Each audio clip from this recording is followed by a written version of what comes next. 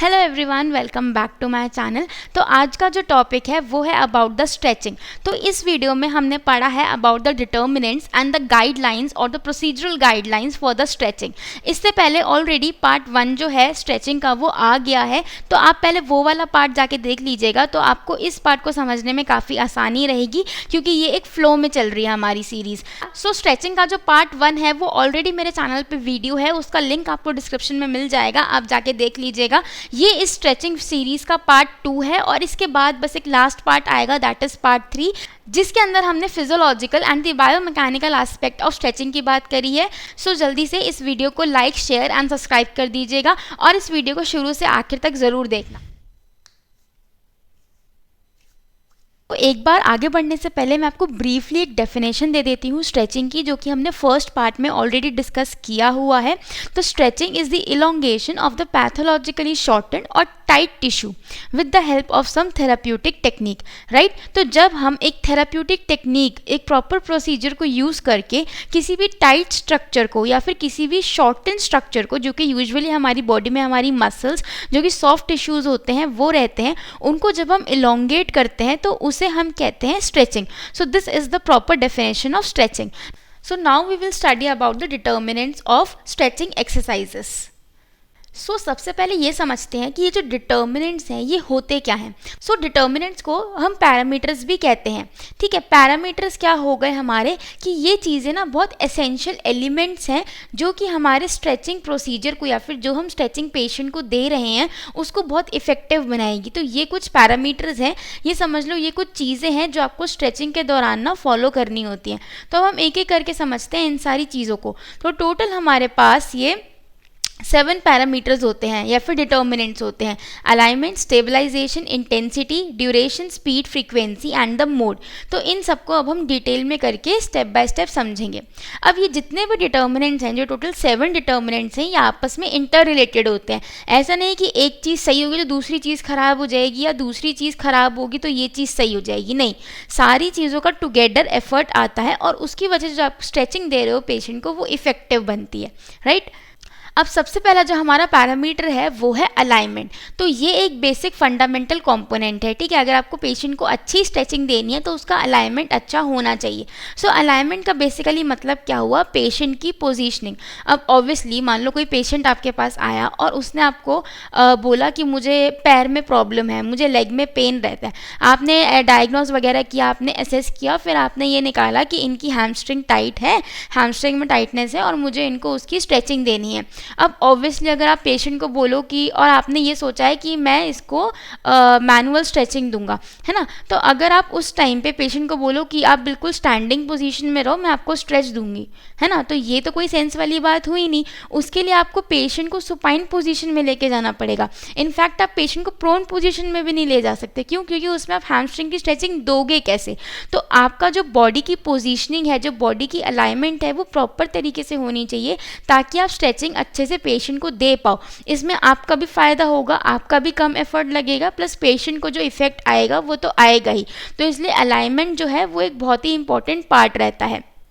अगर आपने स्ट्रेचिंग करवा रहे हो पेशेंट को और उसका अलाइनमेंट प्रॉपर नहीं है तो हो सकता है कि जहाँ पे स्ट्रेचिंग का इफेक्ट आना हो वहाँ पे वो आए ही ना, या फिर पेशेंट को स्ट्रेच फील ही ना हो, और जो दूसरे जॉइंट्स हैं, दूसरे मसल्स हैं, वहाँ पे बहुत ज़्यादा ही अननेसेसरी का स्ट्रेच पहुँच गया। समझ रहे हो? जैसे मुझे हैमस्ट्रिंग में अगर पेशेंट को स्ट्रेच देना है तो हैमस्ट्रिंग की जगह ना उसके ग्लूट्स में, लोअर बैक में, वहाँ पे अननेसेसरी का स्ट्रेच जा रहा है जहाँ पे उसे ज़रूरत भी नहीं है।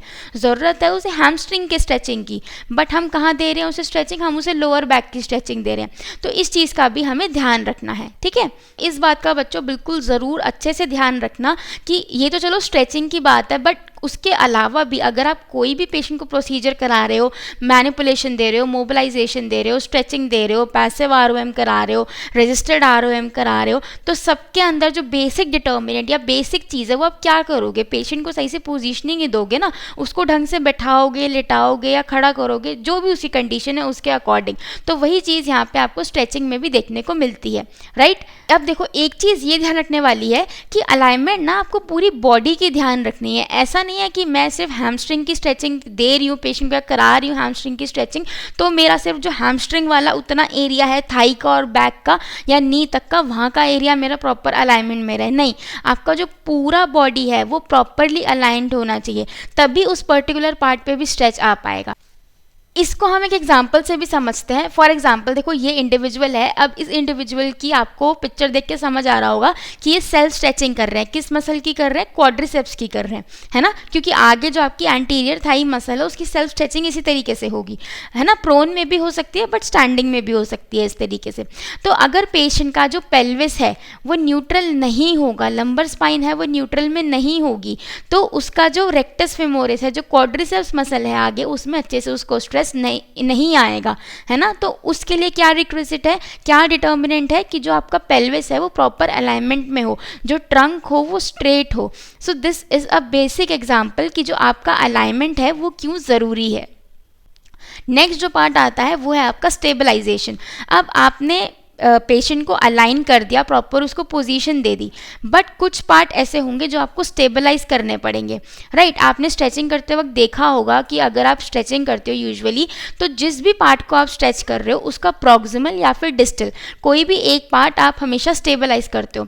फॉर एग्जाम्पल मान लो मुझे फॉरआर्म फ्लेक्सर्स का स्ट्रेच देना है, यहाँ से मुझे इस हाथ का स्ट्रेचिंग देना है, बट अगर मैं क्या कर रही हूँ कि मेरा जो एल्बो है और जो शोल्डर जॉइंट है अगर वो स्टेबलाइज नहीं है, वो अगर मूवमेंट में है, तो क्या मैं यहाँ पे स्ट्रेच दे पाऊंगी? नहीं दे पाऊंगी, एज यूजुअल। बहुत यूजुअल चीज़ है ये, है ना। बट अगर मेरा शोल्डर और एल्बो स्टेबलाइज है तो मेरे जो फॉरआर्म फ्लेक्सर्स है वहाँ पे बहुत अच्छा आपको स्ट्रेच फील होगा।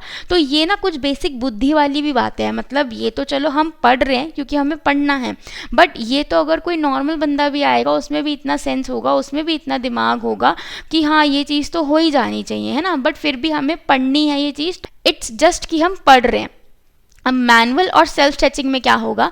मैनुअल स्ट्रेचिंग में क्या होता है, यूजुअली जो आपका प्रॉक्सिमल अटैचमेंट है ना वो स्टेबलाइज किया जाता है। फॉर एग्जांपल इन फॉरआर्म फ्लेक्सर्स जो हैं, जो रिस्ट फ्लेक्सर्स है, फॉरआर्म में जो फ्लेक्सर मसल ग्रुप है, मुझे अगर मैं पेशेंट को जाके उसकी स्ट्रेचिंग दूंगी तो मैं क्या करूँगी, उसका जो प्रॉक्सिमल पार्ट है वहाँ से मैं स्टेबलाइजेशन दूंगी और डिस्टल पार्ट पे मूवमेंट करूँगी। वेयर सेल्फ स्ट्रेचिंग में क्या हो रहा है कि जो डिस्टल अटैचमेंट है वो स्टेबलाइज रहती है और जो प्रॉक्सिमल सेगमेंट है वो मूव कराया जाता है। तो ये एक बेसिक डिफरेंस रहता है between the manual and the self stretching. Manual stretching यानी कि जब आप as a therapist you are giving stretch to the patient, तो आप प्रॉक्सिमल अटैचमेंट को स्टेबलाइज करते हो और डिस्टल को मूव कराते हो, ठीक है। तो ये एमडी के थ्रू भी याद रख सकते हो कि मैनुअल स्ट्रेचिंग से डिस्टल सेगमेंट, तो एमडी के थ्रू इसको याद रख सकते हो। सेल्फ स्ट्रेचिंग में क्या होगा कि प्रॉक्सिमल सेगमेंट है वो मूव होगा। अब नाउ ये जो सोर्सेज होते हैं स्टेबलाइजेशन के, वो हम किन किन तरीक़ों से दे सकते हैं। तो देखो स्टेबलाइजेशन यूजुअली क्या होता है ना कि जब आप एक्सपीरियंस हो जाते हो तो अपने हैंड से ही आप स्टेबलाइज कर लेते हो मैनुअल कॉन्टैक्ट के थ्रू ही। बट अगर मान लो एरिया बहुत बड़ा है या फिर आप नहीं दे पा रहे हो, नहीं स्टेबलाइज कर पा रहे हो, या फिर आपको मल्टीपल जॉइंट्स को स्टेबलाइज करना है, तो आप काफ़ी सारी चीज़ों का यूज़ कर सकते हो। जैसे कि आप पेशेंट के खुद का बॉडी वेट यूज़ करवा सकते हो, उसको ऐसी पोजीशन दे सकते हो जहाँ पे उसकी जो बॉडी है वो अपने आप कुछ पार्ट्स को स्टेबलाइज कर ले, है ना। या फिर आप कोई और डिवाइसेस या सोर्सेज का यूज़ कर सकते हो जैसे कि टेबल, वॉल या फ्लोर का। सो इन चीज़, या फिर आप ना किसी दूसरे थेरेपिस्ट का भी असिस्टेंस ले सकते हो कि तुम इस पार्ट को स्टेबलाइज कर दो क्योंकि मुझे इस पार्ट की स्ट्रेचिंग करनी है। नाउ द नेक्स्ट डिटर्मिनेंट या पैरामीटर इज द इंटेंसिटी। अब इंटेंसिटी का मतलब क्या हुआ? मैग्नीट्यूड। बहुत ही लेमैन भाषा में आपको मैं समझाऊं तो इसका क्या मतलब हुआ कि आप कितनी ताकत से, कितने ज़ोर से आप स्ट्रेचिंग का फोर्स दे रहे हो। अब हमने लास्ट स्लाइड में जो इसका पार्ट 1 है उसका लिंक डिस्क्रिप्शन में है, देख लेना। वहाँ पे हमने क्या बात करी थी कि हमें कभी भी ओवर स्ट्रेचिंग नहीं देनी, क्योंकि अगर हमने ओवर स्ट्रेचिंग दी तो पेशेंट का अच्छा होना तो छोड़ो, उसका बुरा ज़रूर हो जाएगा, उसको सोरनेस हो जाएगी, इंजरी भी हो सकती है और माइक्रो ट्रॉमा भी हो सकता है मसल के अंदर, ठीक है। तो ये हमें अपने दिमाग से प्रॉपर यूज़ करके देखना है कि इंटेंसिटी कितनी देनी है। दूसरा, जब आपको एक्सपीरियंस होने लग जाता है, जितने आप ज़्यादा पेशेंट देखोगे तो उतना ही आपको पता चलने लग जाएगा कि मुझे कितनी इंटेंसिटी देनी है अपने पेशेंट को। अब यूजुअली क्या होता है, एक जनरल टर्म, आप चाहे फ्रेशर हो चाहे आप एक्सपीरियंस हो, एक जनरल रूल क्या होता है कि जो स्ट्रेचिंग है वो हमेशा लो इंटेंसिटी पे देनी चाहिए, लो लोड के साथ देनी चाहिए और लॉन्गर ड्यूरेशन के लिए देनी चाहिए। तो 3L होगा ये, low intensity, low load and longer duration, ठीक है। तो ये प्रिंसिपल हमेशा याद रखना। लो इंटेंसिटी स्ट्रेचिंग, अब हम क्यों कह रहे हैं कि हमें ज़्यादा ताकत लगा के स्ट्रेचिंग नहीं देनी, हम ज़ोर से स्ट्रेचिंग देंगे तो वो कौन सी स्ट्रेचिंग हो जाएगी, बैलिस्टिक स्ट्रेचिंग, उसके बारे भी हमने पार्ट 1 में पढ़ा था। बट हम लो इंटेंसिटी स्ट्रेच पे ही क्यों फोकस कर रही हैं सारे रिसर्चर्स, हर जगह यही क्यों लिखा मिलता है कि आप लो इंटेंसिटी स्ट्रेचिंग दो फॉर लॉन्गर ड्यूरेशन। तो इसमें क्या होगा कि जो आपके जॉइंट हैं उनकी जो रेंज ऑफ मोशन है वो आपको काफ़ी अच्छी देखने को मिलेगी, डिस्पाइट कि आप में जो टिश्यू है, जो मसल है, वो बहुत ज़्यादा वीक था और आपने उसके साथ ज़्यादा छेड़छाड़ भी नहीं करी है, तो ना इंजरी के चांसेस हुए जो उसके अंदर हो सकते थे, प्लस जो पेशेंट का काम था, रेंज ऑफ मोशन थी, वो भी पूरा सॉल्व हो गया कि उसकी रेंज वापस आ गई।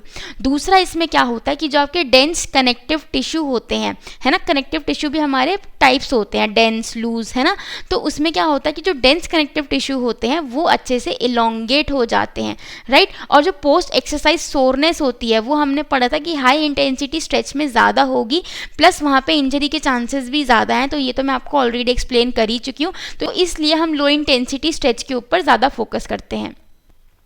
अब low intensity versus high intensity, इसमें क्या होगा कि जो लो इंटेंसिटी है वो पेशेंट के लिए भी कंफर्टेबल है, प्लस हमारे लिए भी कंफर्टेबल है कि हमें ज़्यादा मेहनत नहीं करनी पड़ रही, हमें अपना लो मेहनत ही लगानी पड़ रही, ज़्यादा जोर नहीं लगाना पड़ रहा, ठीक है। जो लो इंटेंसिटी है वो वॉलेंट्री और involuntary muscle guarding which lead to muscle soreness उसको कम करती है, ये भी हम ऑलरेडी डिस्कस कर चुके थे।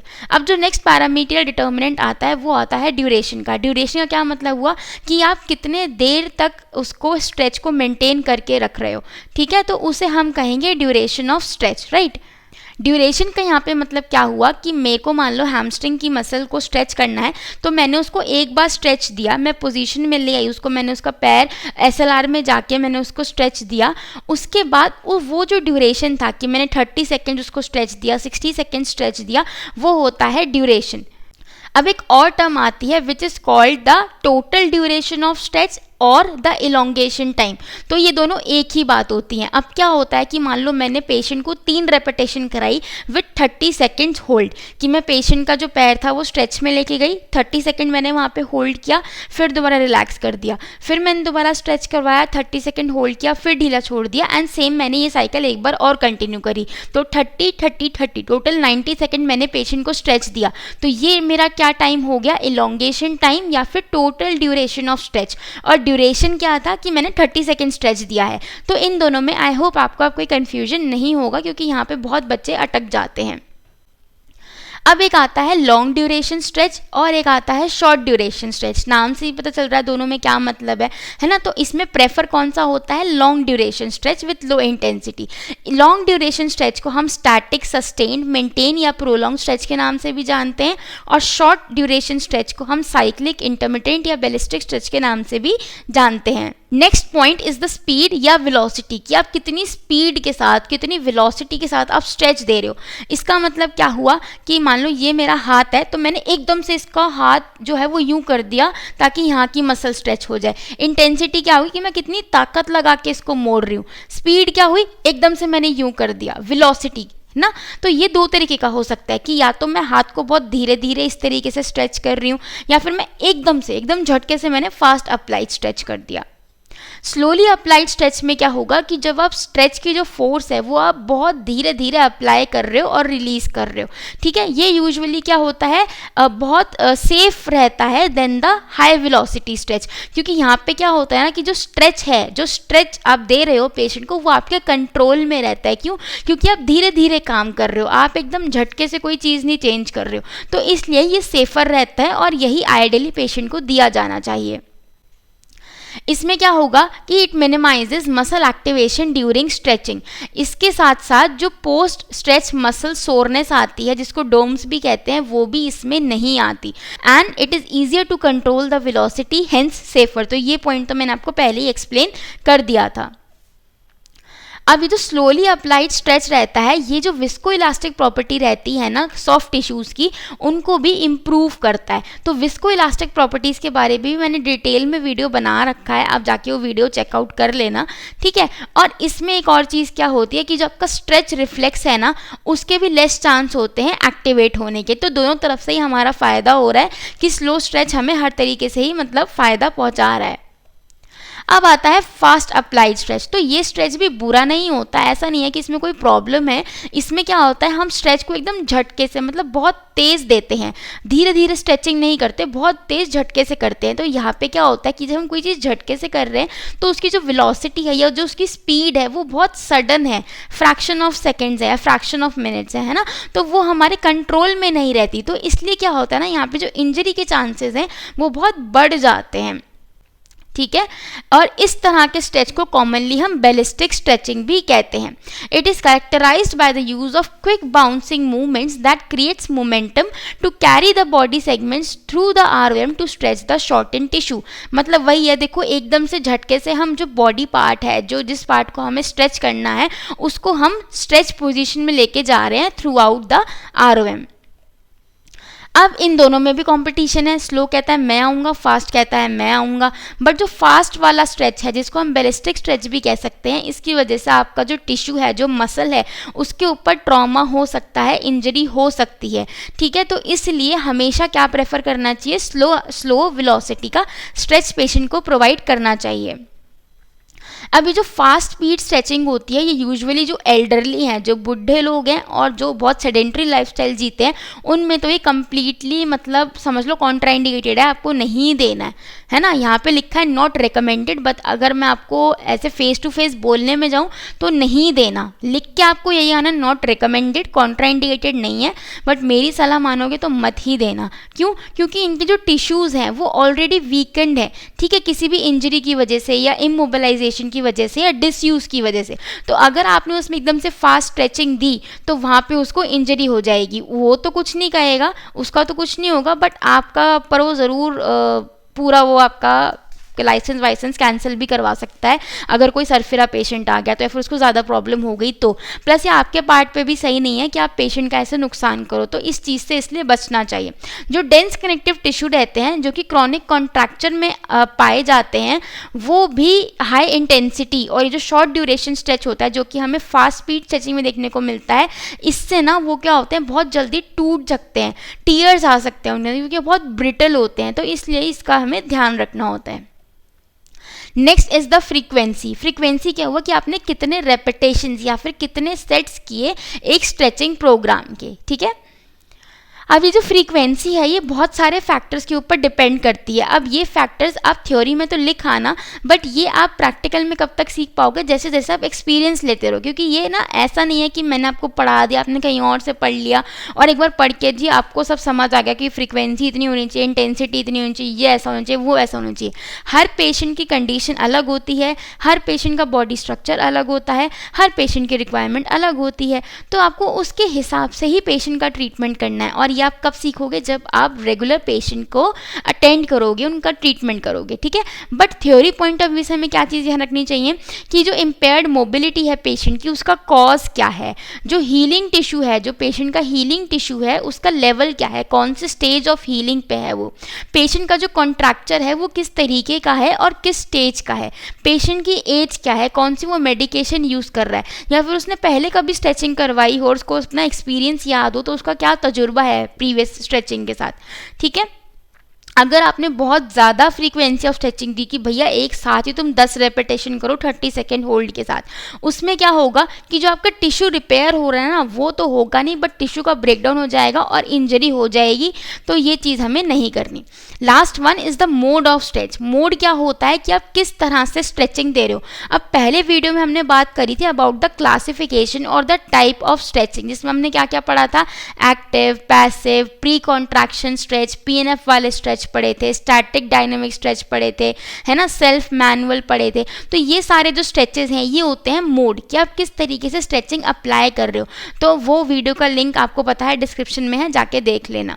It can be defined by whom और what is applying the stretch force और whether the patient is actively participating in the stretching maneuver। मतलब किस तरीके से आप स्ट्रेच दे रहे हो, तो उसका मतलब क्लासिफिकेशन ऑफ स्ट्रेच ही यहाँ पे आपके मोड में आ जाएगा। तो जैसे मैंने आपको कहा था मैनुअल स्ट्रेचिंग होती है, सेल्फ स्ट्रेचिंग होती है और मैकेनिकल स्ट्रेचिंग होती है। तो ये हो गया आपका mode of stretch, right. Manual में क्या होगा कि थेरेपिस्ट जाके या फिर किसी एक्सटर्नल सॉरी, तो ये थेरेपिस्ट होगा जो जाके उसको पेशेंट को स्ट्रेच देगा. For example I am a therapist, so if a patient came to me and I have diagnosed कि he or she has this problem and मैंने प्लान बनाया कि I have to give him or her stretching. तो मैं जाके जब patient को stretch करा रही हूँ, मैनुअली मैं पेशेंट को स्ट्रेच दे रही हूँ, that is the manual stretch.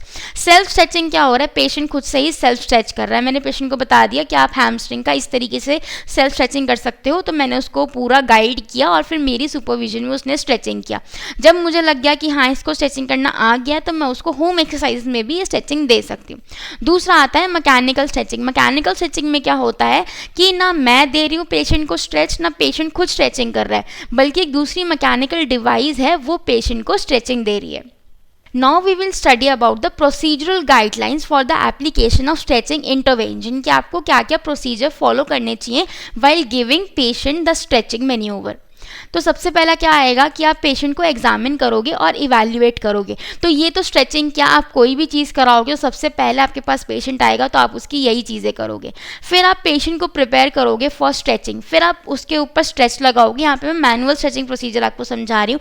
उसके बाद आफ्टर स्ट्रेचिंग आपको क्या करना है वो हम डिस्कस करेंगे. तो ये 4 पॉइंट्स में हम डिस्कस करेंगे. सबसे पहला आता है आपका examination and evaluation of patient. तो ऑब्वियसली आप यहाँ पे उसका पूरा demographic, chief complaint history, subjective objective assessment, उसके फंक्शनल आउटकम्स, उसके गोल्स क्या हैं, आपका पूरा चार्ट बनेगा इसके रिलेटेड पूरा, है ना. आप उसकी पूरी असेसमेंट करोगे, तो वो हमें यहाँ पे करना है. उसके बाद आपको पेशेंट को ना प्रिपेयर करना है फॉर स्ट्रेचिंग. इसके सबसे पहले आप क्या करोगे, पेशेंट को आप पूरा बताओगे कि मैंने आपको ऐसे ऐसे असेस किया है, आपकी ये मसल में टाइटनेस है, तो मुझे आपको स्ट्रेचिंग देनी है. उसके जो भी प्रॉज एंड कॉन्स हैं आप वो बताओगे पेशेंट को. और फिर सबसे पहले आप कोई भी ट्रीटमेंट स्टार्ट करने से पहले आपको हमेशा पेशेंट का कंसेंट लेना है. तो रिटन में कंसेंट होता है, वहाँ पर उसके ऊपर आपको साइन लेने होते हैं.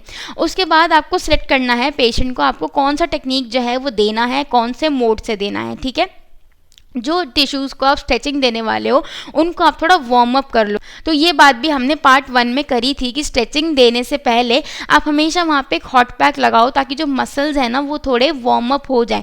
तो उससे क्या रहता है ना, स्ट्रेचिंग करने में आपको भी आसानी रहती है और जो पेशेंट है उसके लिए भी वो चीज़ इफेक्टिव रहती है.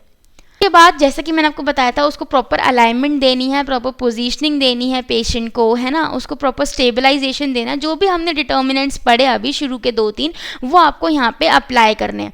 जो भी आप पेशेंट का एरिया है जो आप स्ट्रेच करने वाले हो, वहाँ पे कोई भी क्लोथिंग या कोई भी चीज़ ऐसी नहीं होनी चाहिए जो आपके लिए रेस्ट्रिक्टिव हो पेशेंट का वो वाला पार्ट स्ट्रेच करने के लिए. ठीक है, जब भी आप पेशेंट को स्ट्रेचिंग करवाओ, let it be any part of the body, तो आपको पेशेंट को हमेशा क्या बोलना है कि you have to exhale and inhale. Right, आपको अपनी सांस नहीं रोकनी. टू बी प्रिसाइज, अगर मैं आपको बोलूं कि आप पेशेंट को क्या इंस्ट्रक्शन दोगे कि मैं आपकी स्ट्रेचिंग कर रहा हूं या कर रही हूं, बट आपको अपनी सांस नहीं रोकनी है. इसके लिए सबसे बेस्ट तरीका क्या हो सकता है, क्योंकि आप पेशेंट को बोलोगे हो सकता है वही वो रोक ले, है ना. तो इसका सबसे बेस्ट तरीका क्या होता है कि आप पेशेंट को बोलो कि आप 1 से लेकर 10 तक या 1 से लेकर 30 तक काउंट करो. तो 30 सेकेंड्स का आपका स्ट्रेच भी हो जाएगा और उसका जो वो सांस रोकने वाली प्रैक्टिस है वो भी नहीं होगी. Now the application of manual stretching procedure. तो सबसे पहले क्या होगा कि आप एक्सट्रीमिटी को एक बार पेन फ्री रेंज में पूरा आप मूव कर लो, मूवमेंट एक बार चेक कर लो स्ट्रेचिंग करने से पहले. उसके बाद हमने क्या पढ़ा था कि जब हम मैनुअल स्ट्रेचिंग करते हैं तो हम प्रॉक्सिमल पार्ट को ग्रास्प करते हैं, स्टेबलाइज करते हैं और डिस्टल पार्ट के ऊपर मोशन करते हैं. अगर मान लो मैं एल्बो के फॉरम फ्लेक्सर्स की ही स्ट्रेचिंग कर रही हूँ, है ना, तो यहाँ पे जो एल्बो जॉइंट है माइट भी, क्योंकि ये बोनी एरिया है यहाँ पे, है ना, तो पेशेंट को यहाँ पे क्या पेन हो सकता है ना, चुभ सकता है ये हिस्सा. तो मैं क्या कर सकती हूँ कि यहाँ पे मैं एक पैडिंग दे दूँ, एक तौलिया लगा दूँ या फिर कुछ भी एक ऐसा सॉफ्ट सरफेस लगा दूँ जिससे कि ये जो बोनी सरफेस है इसकी वजह से उसको चुभे ना ये, है ना. उसके बाद क्या होगा, मैंने स्टेबलाइज कर दिया प्रॉक्सिमल सेगमेंट को और फिर मैं अपना जो डिस्टल सेगमेंट है यानी कि जो रिस्ट है वहाँ से पेशेंट को स्ट्रेच अप्लाई कर सकती हूँ. अगर मुझे एक मल्टी जॉइंट मसल स्ट्रेच करनी है तो या तो मैं उसका प्रॉक्सिमल पार्ट स्टेबलाइज करूंगी या डिस्टल पार्ट स्टेबलाइज करूंगी जिससे वो मसल अटैच हो रही है. बट यूजुअली यहाँ पे हम प्रॉक्सिमल पार्ट को ही स्टेबलाइज करते हैं. अगर मेरी मसल 2 जॉइंट्स पे क्रॉस हो रही है तो सबसे पहले हमें उसे एक ही जॉइंट पे क्रॉस कर, एक ही जॉइंट पे जो क्रॉस कर रही है वहाँ पे उसे स्ट्रेच करना चाहिए. फिर ग्रेजुअली हमें दूसरे जॉइंट को भी स्ट्रेच करना चाहिए. फॉर एग्जाम्पल मान लो कोई मसल है, रेक्टस फेमोरिस मसल है, तो वो हिप जॉइंट पे भी पास हो रही है और वो नी जॉइंट पे भी पास हो रही है। तो सबसे पहले मैंने जो रेक्टस फेमोरिस है उसको नी जॉइंट पे स्ट्रेच करवाया, उसके बाद मैंने उसे हिप जॉइंट पे भी स्ट्रेच करवाया। यूजुअली जो हमारी बॉडी के स्मॉल जॉइंट्स होते हैं इनमें ज़्यादा कंप्रेसिव फोर्सेस ना डेवलप हो जाए, तो सबसे पहले हमें डिस्टल जॉइंट पे ही अपना स्ट्रेचिंग देना चाहिए, फिर हमें प्रॉक्सिमल जॉइंट पे जाना चाहिए। अब यहाँ पे एक टर्म लिखा है, देखो, give a pre stretch isometric contraction of the muscle. अब ये जो प्री स्ट्रेच आइसोमेट्रिक कॉन्ट्रैक्शन रहती है ये हमने पढ़ी थी in part 1 of this video, है ना, प्री स्ट्रेच कॉन्ट्रैक्शन, है ना। तो ये चीज़ यहाँ पे हमें काम आती है, क्यों? अब यहाँ पे हमने इसका प्रिंसिपल भी पढ़ा था कि ये किस प्रिंसिपल पे काम करता है ना, ऑटोजेनिक इनहिबिशन या रेसिप्रोकल इनहिबिशन, इन दोनों में से किसी एक प्रिंसिपल पे काम करता है। तो अगर आपको इसका आंसर पता है तो ज़रूर मुझे कमेंट्स में बताना। अब हमें किस तरीके का स्ट्रेच अप्लाई करना होता है, हमें लो इंटेंसिटी स्ट्रेच देना होता है विथ लो वेलोसिटी या slow velocity for a longer duration of time, ठीक है। तो ये चीज़ हमें यहाँ पे याद रखनी है। उसके बाद क्या करना है, जो आपकी स्ट्रेचिंग की मूवमेंट होगी वो अपोजिट होगी to the line of pull of the range of limiting muscle. अब हैमस्ट्रिंग मसल है, हैमस्ट्रिंग मसल के अपोजिट डायरेक्शन में ही मैं उसको स्ट्रेच दूंगी। अगर मैं सेम डायरेक्शन में स्ट्रेच दूंगी तो वो और कॉन्ट्रैक्ट हो जाएगी, वो और छोटी हो जाएगी। बट स्ट्रेचिंग में क्या करना है, हमें इलोंगेशन करना है मसल को, तो अपोजिट डायरेक्शन में जाना चाहिए। अब पेशेंट को कैसे फील हो कि उसे स्ट्रेच जहां तक आ रहा है या फिर किस पॉइंट पे पेन आ रहा है, तो जब तक पेशेंट को ऐसी सेंसेशन रहती है कुछ खिंच रहा है ना, तो जब तक पेशेंट को ऐसी सेंसेशन रहती है कि कुछ खिंच रहा है तब तक तो ठीक है। बट जैसे ही आप स्ट्रेच दे रहे हो और पेशेंट को पेन फील हो रहा है कि नहीं अब दर्द हो रहा है, पेशेंट आपको बता देगा, आपको उससे पूछते रहना है, तो उस पॉइंट तक आपको स्ट्रेच को नहीं लेके जाना। अब देखो, थंब रूल के हिसाब से ना कोई भी स्ट्रेच आप दे रहे हो तो उसको हम मिनिमम 30 सेकेंड्स या मैक्सिमम 60 सेकेंड्स तक मेंटेन करते हैं, ठीक है। जैसे ही हमने ये स्ट्रेच दिया तो हम एक्सट्रीमिटी को स्ट्रेच देने के बाद थोड़ा सा और आगे लेके जाते हैं और वहाँ पे दोबारा हम उसको स्ट्रेच देते हैं। पेशेंट को इस बीच में हमें थोड़ा रेस्ट भी देना है ना। ऐसा नहीं कि स्ट्रेच दिया फिर एकदम से आगे ले गए फिर दोबारा स्ट्रेच दे दिया। इस प्रोसीजर के बीच में थोड़ा सा रेस्ट होना चाहिए 10-20 सेकेंड्स का। अब आफ्टर स्ट्रेचिंग आपको क्या करना है, अब आपने प्री स्ट्रेच का कर लिया, उसको कंसेंट भी ले लिया, सब कुछ कर लिया, समझा दिया, आपने स्ट्रेच भी कर दिया, उसके बाद आपको क्या करना है, तो जैसे ही आप स्ट्रेच दे दो ना तो आपको वहाँ पे उसको कोल्ड पैक लगाना है पेशेंट को। उसी लेंथन पोजीशन में आपको मसल के ऊपर कोल्ड पैक लगाना है। कोल्ड पैक हमें क्यों लगाना है, क्योंकि यूजुअली क्या होता है ना, पेशेंट को स्ट्रेचिंग के बाद ना मसल सोरनेस की प्रॉब्लम आ जाती है। कई बार अगर आपने ओवर स्ट्रेच भी दे दिया पेशेंट को तो भी उसे मसल सोरनेस की कंप्लेन रहती है। तो ये अगर आप कोल्ड पैक दे देते हो पेशेंट को तो इस चीज़ का जो प्रॉब्लम है मसल सोरनेस का वो नहीं रहता, प्लस जो ROM है वो भी पेशेंट की इंक्रीज होती है।